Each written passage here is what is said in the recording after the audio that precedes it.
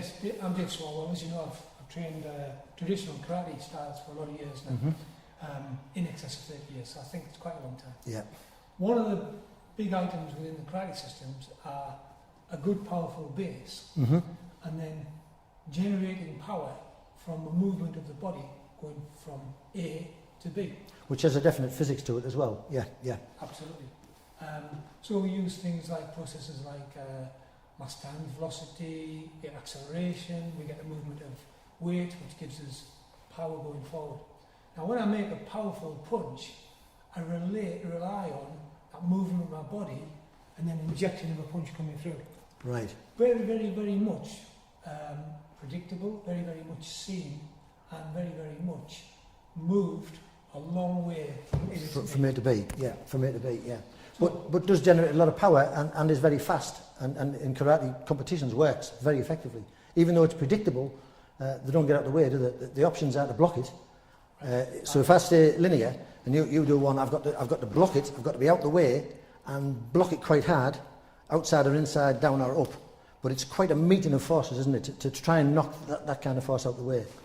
So what Dave's talking about is that, and also when he steps forward, you'll see that the front foot generates a lot of downwards push to produce a propulsion back up through the body, so you get a double recoil effect as well. So when the foot lands, the punch goes in, and then you get a recoil loop, and it actually goes back in again as a pulse. Traditionally, this is called Junzuki, and it's a lunging punch. So yeah. you use the force of the body movement through, and then the ejection, if you like, the ejection of the power off that front foot to make the power come through. Yeah, yeah. You understand that? So that's the sort of speed and accuracy. So if Dave was firing that at me, he'd have a target. So I've got to try and block that in some way. I've got to stop this force coming at me. So it's got to be such that I've got to take his balance from him. So I've got his knee, which he uses for the forward propulsion, and the pulse that would come back up. I've got the arm without blocking it and took it to another place. I've side bent his thorax over his pelvis and blocked his left arm, and those actions stop him from coming back out of that. Can you understand that? Do you want feedback from that? Yeah. So my normal movement would be punch you this way, and then I'd want a natural punch this way. Yeah. Or conversely, I'd want to throw the next leg technique this way. Yeah. And obviously, with my spine compromised the way it is, I don't feel like we've got any techniques coming. Right. And then if we look at a mawashi geri, or a mai geri, would also be a kick to this area. You wouldn't want to be on the end of one of those, especially at this height.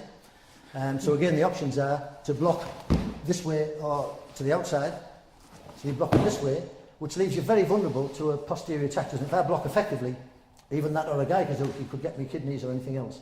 So again, when you're blocking, you've got to be counterbalancing and counter-attacking in a sense. So if I was looking at that situation now, I don't want to be there.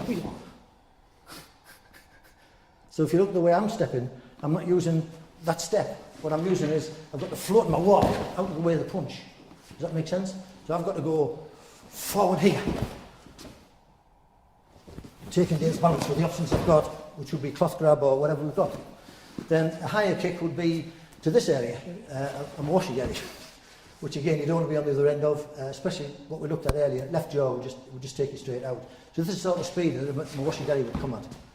And you can see that his body propels from there to here, so now he's in reach with his hands for you racken, gaikazuki, everything else.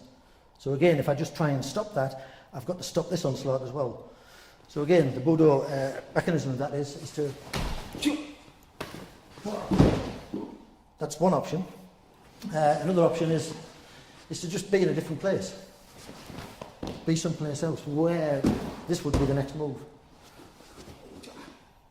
And that would be the next action. So you can see that I'm using my feet all of the time to bring him to places where he's less likely to be able to counteract me, and I can walk around him. Does that make sense? Mm-hmm. So that's the way that we would work against that kind of a force, because it's too, as you see one more time, it's too big a force. If you're blocking, and it's not going to be being here, because if I'm over here, he's just going to after the kick. Yeah, I was going to say after the kick, follow up and see what will come next. So it's like, I'm safe. I'm not safe at all. So you understand? I've got to stop him. I've got to stop him. And you've got to take on that kind of speed of power, otherwise you're wrong. Say, jumps, or, yeah. See, this is not safe. He's going to get me. Do you understand? So it's no good coming out here blocking, in my view. I want to be where his claw is. And you can see what I'm doing now is using intent, which makes me go from here. He's about to kick, and I use intent on him. So I can only attack when he's decided to attack. So I'm here, it's like, you're going to attack now. So that again is a use of propulsion. And then when I land, it's not like a punch, is it? No, it's a small. Yeah. So my punch starts here. There's my punch. When it got to here, that's my punch. You get me? So I'm landing. There's my punch. It doesn't come from here at all. So that's a big difference with ours. I'm moving mass to there, and then punching from that propulsion, which again fits with tensegrity because it's compression, expansion. Does that make sense? Yours is a rotary physics, which is very fast and powerful, but it's more a hard physics than a soft physics.